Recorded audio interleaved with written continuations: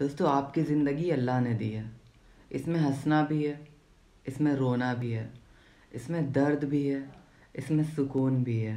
अगर इंसान को हमेशा की खुशी दी जाती, इंसान को अगर हमेशा की खुशी दी जाती, तो हमें कभी पता ही नहीं चलता कि खुशी कितनी कीमती है। इसलिए सब्र करें और ज़िंदगी के हर पहलू को अल्लाह की तरफ से एक तोहफ़ा समझ के गुजारें। देखिएगा ज़िंदगी कितनी खुशगवार हो जाएगी। इस बात को याद रखें।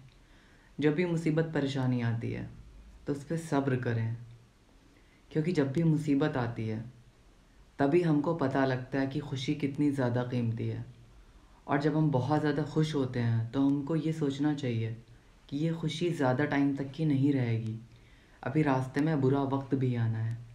कभी भी आप ध्यान दीजिएगा, खुशी अगर आएगी तो मुसीबतें ज़रूर आएंगी, दर्द ज़रूर आएगा, और दर्द आएगा तो उतना ही ज़्यादा ज़िंदगी को जीने का मज़ा आएगा। वीडियो कैसा लगा है कमेंट करके ज़रूर बताइएगा। कोई भी डाउट है तो कमेंट में आप पूछ सकते हैं।